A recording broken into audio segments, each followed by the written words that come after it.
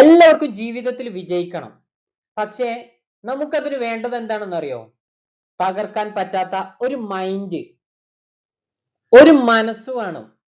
ആര് പറഞ്ഞാലും എന്ത് വന്നാലും തകർക്കാൻ പറ്റാത്ത ഒരു മനസ്സ്, ഒരു മൈൻഡ് നമുക്കുണ്ടാവണം. അങ്ങനെയുള്ള മൈൻഡ് നമുക്ക് എങ്ങനെ ക്രിയേറ്റ് ചെയ്ത് ഉണ്ടാക്കാം?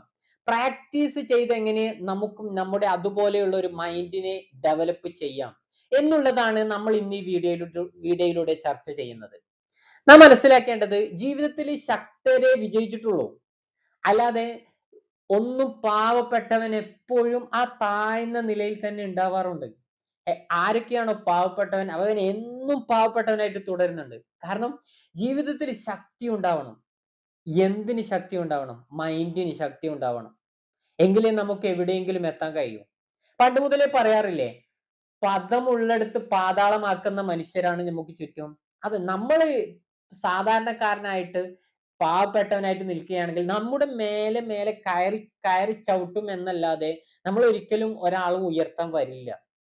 അപ്പൊ നമുക്ക് തകർക്കാൻ പറ്റാത്ത ഒരു മൈൻഡ് വേണം. അതെങ്ങനെ ഉണ്ടാക്കാം? അതിനുള്ള 3 വഴികളാണ് നമ്മൾ ഇന്ന് ഇവിടെ പറയുന്നത്. തകർക്കാൻ പറ്റാത്ത, തോൽപ്പിക്കാൻ പറ്റാത്ത ഒരു മൈൻഡ്, ഒരു മനസ്സ് എങ്ങനെ ഉണ്ടാക്കാം എന്നുള്ളത്.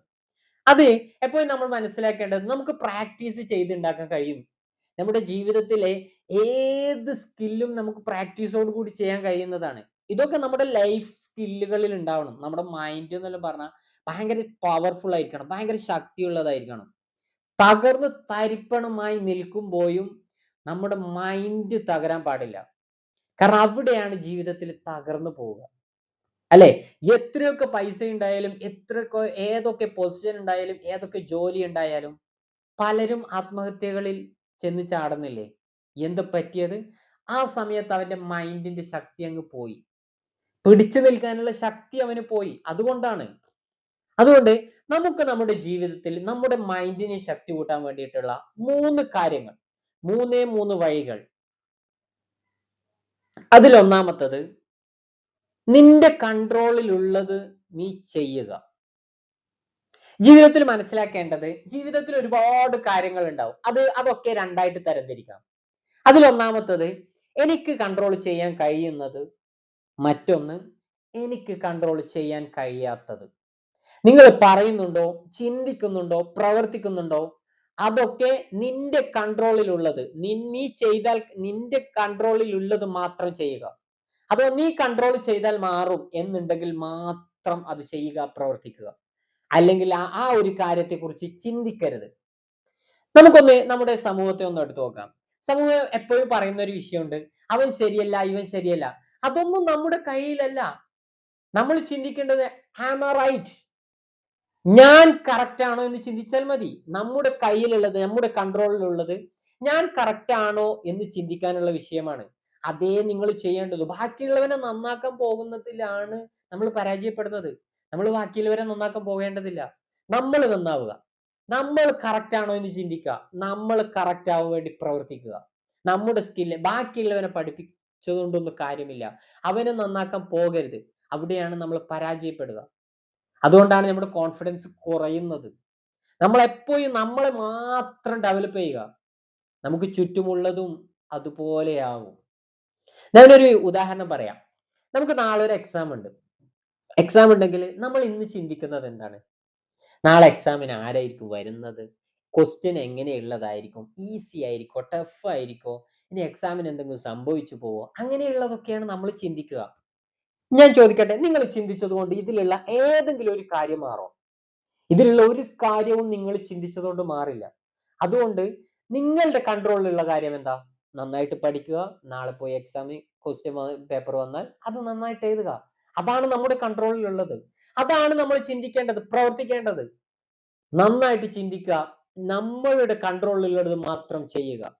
ഏ അപ്പൊ തന്നെ നമുക്ക് ഒരുപാട് മൈൻഡിന് ഭയങ്കര പവർ കിട്ടും. നമ്മൾ കുറ്റം പറയുന്നത്, കുറെ മനുഷ്യർ കുറ്റം പറയാറില്ലേ?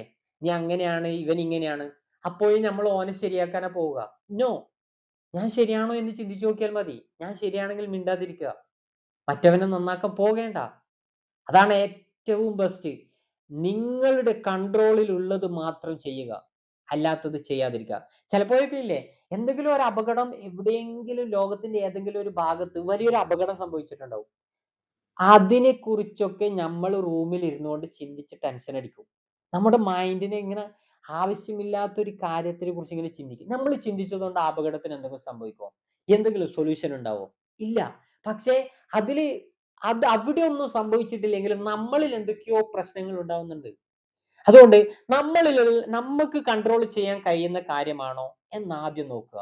അത് മാത്രം ചെയ്യുക, പ്രവർത്തിക്കുക. രണ്ടാമതായിട്ട് ഇമോഷണൽ മാസ്റ്ററി. ഇമോഷൻസ് കൺട്രോൾ ചെയ്യുക. അല്ലേ? ദേഷ്യം പിടിക്കുക, സങ്കടം വരിക, കരച്ചിൽ വരിക, ഇങ്ങനെയുള്ളതൊക്കെയുള്ള ഇമോഷൻസ് നമുക്ക് വളരെ പെട്ടെന്ന് വരുന്നുണ്ട്. അതൊക്കെ നമ്മൾ കൺട്രോൾ ചെയ്യുക. അത് ഇമോഷൻസ് മാസ്റ്ററി. കാരണം വിജയിക്കുന്നവര് ഏറ്റവും കൂടുതൽ ചെയ്യുന്ന ഒരു കാര്യമാണ് ഇമോഷൻസ് കൺട്രോൾ ചെയ്തുകൊണ്ടിരിക്കുക. അവരുടെ ഇമോഷൻസ് ഭയങ്കര കൺട്രോൾഡ് ആയിരിക്കും. കാരണം ഒരാള് ചൂടാവുമ്പോൾ തന്നെ അയാൾ പെട്ടെന്ന് ദേഷ്യം പിടിക്കില്ല. നിങ്ങളെ ആരെങ്കിലും പെട്ടെന്ന് വന്ന് ദേഷ്യം പിടിപ്പിക്കുന്നുണ്ടെങ്കിൽ, നിങ്ങളെ പെട്ടെന്ന് ചിരിപ്പിക്കാൻ കഴിയുന്നുണ്ടെങ്കിൽ, നിങ്ങളെ പെട്ടെന്ന് സങ്കടപ്പെടുത്താൻ കഴിയുന്നുണ്ടെങ്കിൽ, നിങ്ങൾ ഒരു കാര്യം മനസ്സിലാക്കിക്കോ, നിങ്ങളുടെ ഇമോഷൻസിന്റെ, നിങ്ങളുടെ ലൈഫിന്റെ റിമോട്ട് അയാളുടെ കയ്യിലാണ്. അയാളുടെ കയ്യിലായതുകൊണ്ടാണ് നിങ്ങളെ പെട്ടെന്ന് ദേഷ്യം പിടിപ്പിക്കാൻ കഴിയുന്നത്. നിങ്ങൾ ആരെങ്കിലും വന്ന് ചിരിപ്പിക്കാൻ കഴിയുമ്പോക്ക് ഒറ്റയടിക്ക് ചിരിപ്പിക്കാൻ കഴിയുക, ദേഷ്യം പിടിപ്പിക്കാൻ കഴിയുന്നുണ്ട്. അതൊക്കെ ഉണ്ടോ? നിന്റെ ലൈഫിന്റെ കൺട്രോൾ നിന്റെ കയ്യിലില്ല എന്ന് മനസ്സിലായിക്കോണം. ഇമോഷൻസ് നമ്മൾ നന്നായിട്ട് കൺട്രോൾ ചെയ്യണം. നമ്മൾ പ്രതികരിക്കുന്നതിന് മുമ്പ് ഒരു 10 സെക്കൻഡെങ്കിലും ചിന്തിക്കണം. ഇങ്ങനെ പ്രതികരിച്ചത് കൊണ്ട് എന്തൊക്കെ സംഭവിക്കും എന്നുള്ളത്. കുറെ ദേഷ്യം പിടിച്ചത് കൊണ്ട് എന്ത് സംഭവിച്ചു? ചില സമയങ്ങളൊക്കെ നമ്മൾ തന്നെ ചിന്തിച്ചിട്ടില്ലേ, ഇങ്ങനെയൊന്നും പറയണ്ടായിരുന്നു. അതെന്തേ? ആ സമയത്ത് നമുക്ക് വന്ന ഇമോഷൻസ് ആയിരുന്നു. ആ ഇമോഷൻസ് ആണ് നമ്മൾ കൺട്രോൾ ചെയ്യാൻ പഠിക്കേണ്ടത്. അത് നന്നായിട്ട് അടക്കി ഒതുക്കി നമ്മളുടെ കൺട്രോളിലായിരിക്കണം ഇമോഷൻസ് വർക്ക് ചെയ്യേണ്ടത്. ഒരാൾ വന്ന് ചൂടായതുകൊണ്ട് തിരിച്ച് ദേഷ്യം പിടിക്കരുത്. ഒരാൾ ചീത്ത വിളിച്ചതുകൊണ്ട് തിരിച്ച് വിളിക്കരുത്. കാരണം അയാളും നിങ്ങളും തമ്മിൽ പിന്നെ എന്ത് വ്യത്യാസം? അതേ അയാൾ എങ്ങനെയാണോ പ്രതികരിച്ചത് അതേപോലെ നമ്മൾ പറയുകയാണെങ്കിൽ അയാളും നമ്മളും തമ്മിൽ എന്താ വ്യത്യാസം? ഈ പൊസിഷൻ കൂടുന്നതിന് കണക്കായിട്ട് ഇമോഷൻസ് കൺട്രോൾഡ് ആയിരിക്കും പല മനുഷ്യരുടെയും. നിങ്ങൾ നോക്കിയാൽ മതി. എപ്പോഴും പൊസിഷനുകളും ജോലികളും ഉയർന്ന പൊസിഷനിലേക്ക് വരുമ്പോൾ അവൻ എപ്പോഴും അവന്റെ ഇമോഷൻസ് കൂടുതൽ കൺട്രോൾഡ് ആയിരിക്കും. അവരെപ്പോഴും സൈലന്റഡ് ആയിരിക്കും. അയാളോട് ആരെങ്കിലും ചൂടാവുകയോ ചെയ്താൽ പെട്ടെന്ന് അയാൾ ദേഷ്യം പിടിക്കില്ല. കാരണം അയാളുടെ ഇമോഷൻസ് അയാളുടെ കൺട്രോൾഡ് ആയിരിക്കും. അതുകൊണ്ട് നിങ്ങളുടെ ഇമോഷൻസ് നിങ്ങളുടെ കൺട്രോളിലായിരിക്കണം. മറ്റൊരാളുടെ കയ്യിലാവരുത് അതിന്റെ റിമോട്ടുകളൊന്നും. കൺട്രോൾ ചെയ്യേണ്ട സമയത്ത് കൃത്യമായിട്ട് കൺട്രോൾ ചെയ്യുക, കൃത്യമായിട്ട് ഉപയോഗിക്കുക. മൂന്നാമതായിട്ട് കഷ്ടപ്പാടുകളെ പ്രണയിക്കുക. ഒരുപാട് പ്രശ്നങ്ങളില്ലേ, അതിനെയൊക്കെ ഒന്ന് പ്രണയിച്ചു നോക്കുക. പറയുമ്പോൾ ചിരി വരുന്നുണ്ടാവും. നന്നായിട്ട് പ്രണയിക്കുക. കാരണം നാം മനസ്സിലാക്കേണ്ടത് നമുക്ക് എത്രത്തോളം പ്രശ്നങ്ങൾ വരുന്നുണ്ടോ അത്രത്തോളം ശക്തനായിരിക്കും നീ. നിനക്ക് ഒരുപാട് പ്രശ്നങ്ങളുണ്ടോ എങ്കിൽ ഒരു കാര്യം ഓർത്താൽ മതി, നിനക്ക് ഇത്രയും വഴികളിലൂടെ ശക്തനാവാൻ കഴിയും എന്ന്. കാരണം പ്രശ്നങ്ങൾ വരുമ്പോൾ ഏറ്റവും ആദ്യം നമ്മൾ ഈ പ്രശ്നത്തെ മാത്രമായിരിക്കും ചിന്തിക്കുന്നത്. നമ്മൾ ചിന്തിക്കേണ്ടത് തിങ്ക് അബൌട്ട് സൊല്യൂഷൻ. അതിന്റെ സൊല്യൂഷൻ ആയിരിക്കണം ചിന്തിക്കേണ്ടത്.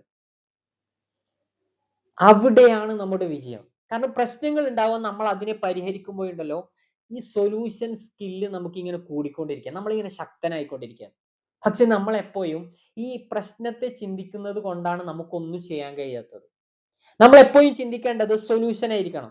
അതെങ്ങനെ പരിഹരിക്കാം, ഇന്നൊരു പ്രോബ്ലം ഉണ്ട്, അതെങ്ങനെ പരിഹരിക്കാം, അതിനെ വളരെ അടുത്തറിഞ്ഞുകൊണ്ട് അതിനെ കൂടുതൽ പഠിച്ചുകൊണ്ട് അതിന് സൊല്യൂഷൻ കാണുക. അപ്പോൾ നിങ്ങൾ ശക്തനാവും, നിങ്ങളെ മൈൻഡിന് പവർ കൂടും. അപ്പൊ നമുക്ക് തന്നെ തിരിയും, ഇങ്ങനെയൊക്കെ ചെയ്യുമ്പോൾ നമ്മുടെ മുന്നിൽ ഇനി ഏത് പ്രശ്നം വന്നാലും നമ്മൾ സിമ്പിൾ ആയിട്ട് പരിഹരിക്കും, നമ്മൾ ഒരു പ്രശ്നവും ഇല്ലാതെ മുന്നോട്ട് പോകാൻ കഴിയും എന്നുള്ള ഒരു ചിന്ത, ഒരു മൈൻഡ് സെറ്റ് നമുക്കങ്ങ് വരും. അതുണ്ടാക്ക്.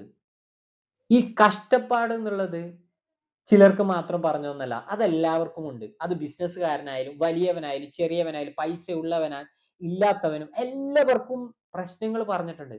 പക്ഷെ അവരും നിങ്ങളും തമ്മിൽ എന്താ വ്യത്യാസം? അവരതിനെ പരിഹരിച്ചുകൊണ്ട് മുന്നോട്ട് പോകുന്നു. നമ്മൾ പരിഹരിക്കാതെ ഇതിനെ ചിന്തിച്ച് ഒരു മൂലക്കിരിക്കുന്നു. അത്രേ വ്യത്യാസമുള്ളൂ. ജസ്റ്റ് നിങ്ങൾക്ക് മുന്നിലുള്ള ഫിനാൻഷ്യൽ പ്രോബ്ലം ആവട്ടെ, ഫാമിലി പ്രോബ്ലംസ് ആവട്ടെ, ഫ്രണ്ട്സിലെ പ്രോബ്ലം ആവട്ടെ, സ്റ്റഡി പ്രോബ്ലം ആവട്ടെ, എന്തൊക്കെ പ്രോബ്ലം വന്നാലും അതൊക്കെ ഒന്ന് ചിന്തിച്ചു നോക്ക്. എങ്ങനെ ഇതിനെ പരിഹരിക്കാം എന്ന് ചിന്തിക്ക്. ജീവിതത്തിൽ ഒരുപാട് മാറ്റങ്ങൾ ഉണ്ടാവും. അപ്പോ നമ്മൾ ഇന്ന് പറഞ്ഞത് ജീവിതത്തിൽ മൈൻഡ് പവർ കൂട്ടാനുള്ള കരുത്തുറ്റ മനസ്സുണ്ടാക്കാൻ വേണ്ടി ആർക്കും തോൽപ്പിക്കാൻ കഴിയാത്ത മനസ്സുണ്ടാക്കാനുള്ള 3 വഴികളായിരുന്നു.